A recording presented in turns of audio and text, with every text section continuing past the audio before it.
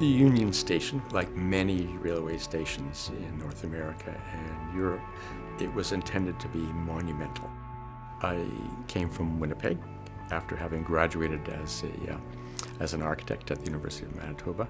And so I took the train from Winnipeg to Ottawa. And my experience in arriving in Ottawa was through this wonderful building that I never forgot.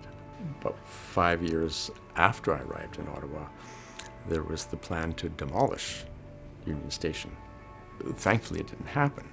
I was very fortunate as a lover of Union Station to be engaged by Public Works to prepare a heritage conservation plan for the Government Conference Centre prior to its next use. It was used as a train station until 1966, in which the decision at that time was to remove the rail lines out of the heart of the city and move them more to the suburbs. Luckily, in 1967, it was the centennial year for Canada, and so they decided not to tear it down because they didn't want a big blank hole in downtown. And from that point on, it was basically used as a government conference center until we were lucky enough to be able to discover that the Senate needed a place to house the temporary chamber, and we also needed to fix up this building. So the marrying of the two really created a wonderful opportunity to invest money into this building and the time it takes to renovate.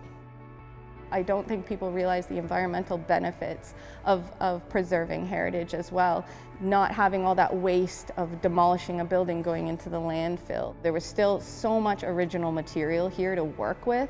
It's not something that is readily found anywhere anymore. The cornice details, the ceiling details, those things, the craftsmanship by hand that went into this building, it's definitely not something you see now. The work that was done in the 1970s didn't really respect the heritage attributes of the building, particularly the interior. A lot of the big spaces were chopped up. There were interventions that were introduced, like translation booths and that were kind of carbuncles that spoiled the interior.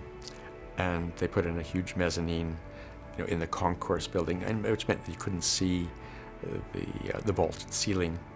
But all that was reversible. I'm thrilled that the architects, and to the credit of Public Works, that they are working to enhance this building in a way which I think it deserves to be. When we took control over the building, the general waiting area was used as a conference center. We had to repurpose that entire area to add 2 new committee rooms, but also refinish the heritage plaster and the ceiling. We also had to make sure the building meet the modern building codes. For example, we had to make sure the building is accessible.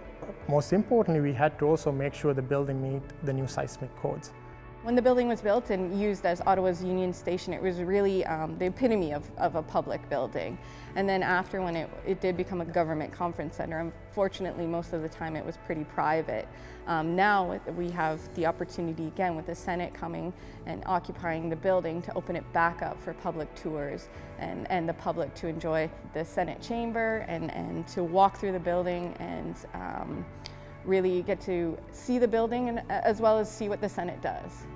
Our Union Station in Ottawa is part of a pretty grand ensemble of buildings and squares that make the heart of the national capital. So it's a part that contributes to the sense of identity of our capital, and I think it plays its important part there.